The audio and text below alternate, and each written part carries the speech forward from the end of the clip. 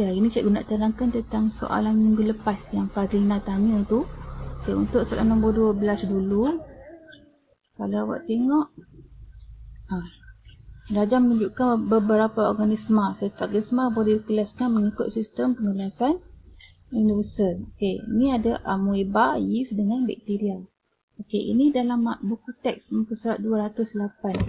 Kalau tengok 208, okey, ada 5 alam iaitu Monera, Protista, Fungi, Animalia dengan Plantae. Okey, kalau awak tengok gambar yang pertama tu adalah amoeba. Amoeba termasuk dalam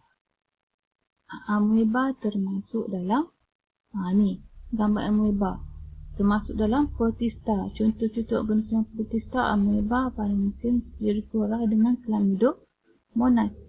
Okey, untuk gambar yang kedua pula, yeast. Yeast termasuk dalam fungi. Ni fungi. Contoh yang kat bawah ni kan, muka cendawan yeast. Dah terang dah. Soalan direct ni, soalan straight to the point, bukan soalan kebat.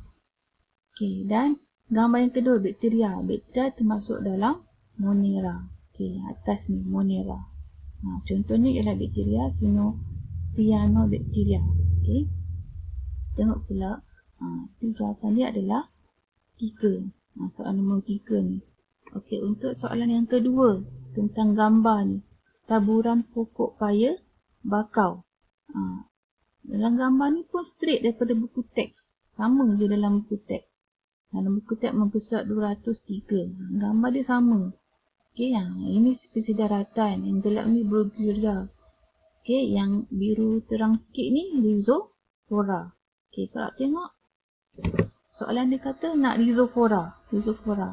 Sama kan? Soalan sama dia gambar dia. Kena hafalah gambar dia ni. Okey, jadi Rhizopora dekat mana? Rhizopora yang biru cerah sikit ni sama dengan ni R. Jadi jawapan dia adalah R. Okey. Untuk soalan nombor 17 pula, soalan berikutnya.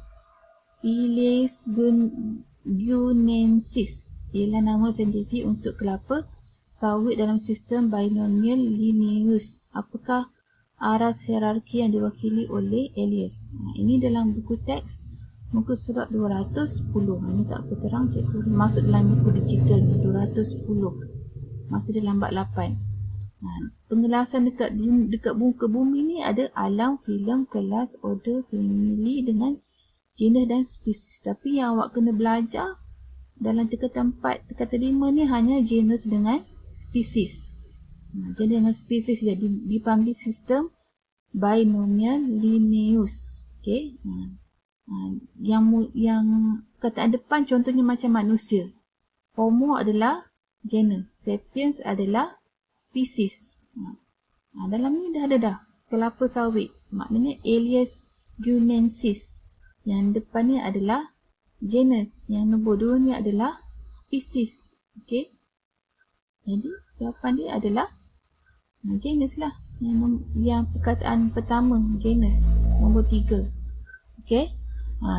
Soalan berikutnya pula, soalan nombor 22. Maklumat berikut adalah mengenai eutrofikasi. Bahan yang manakah menyebabkan eutrofikasi? Kita fahamkan dulu apa tu eutrofikasi. Ialah keadaan yang menggalakkan pertumbuhan alga dengan pesat.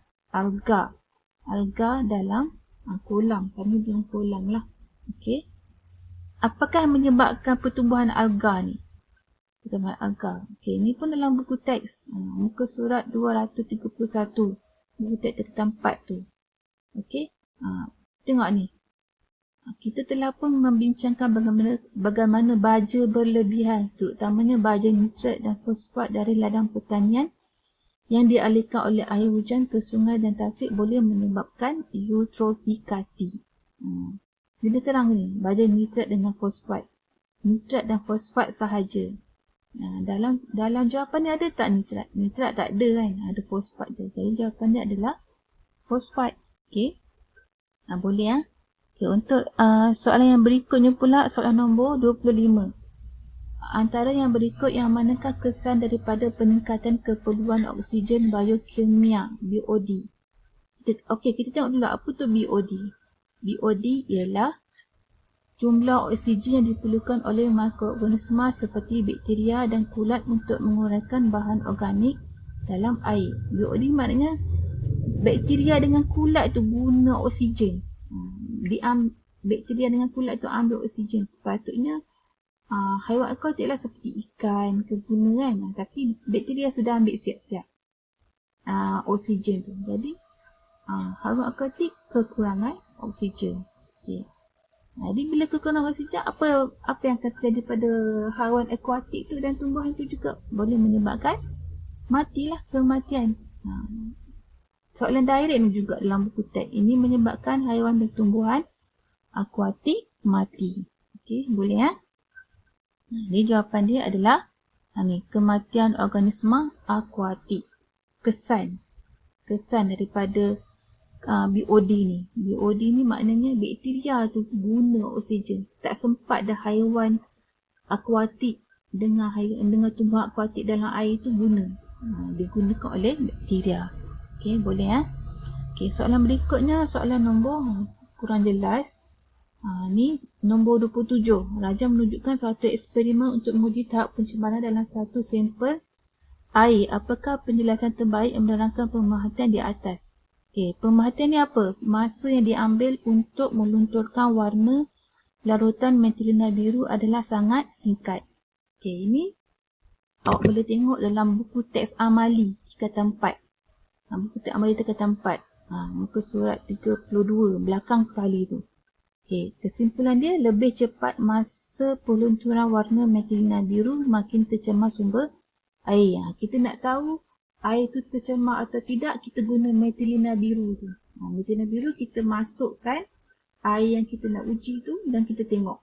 Masuk dalam metilena biru kita tengok. Kalau warna metilena biru tu cepat luntur, maknanya air tu adalah tercemar. Kalau lambat luntur, maknanya air yang kita nak kaji tu adalah kurang tercemar. Jadi sebenarnya ni terang-terang dia sudah cakap lebih cepat masa pelunturan warna biru, maka sungai itu adalah, air itu adalah tercemar. Okay, jadi jawapan dia inilah, air tercemar kerana terdapat banyak bakteria. Okay, jadi jawapan dia yang nombor 2 ni. Okay. Soalan berikutnya, soalan yang terakhir. Okay, fenomena manakah yang cenderung menyebabkan katarak? Apa tu katarak? Katarak adalah penyakit mata.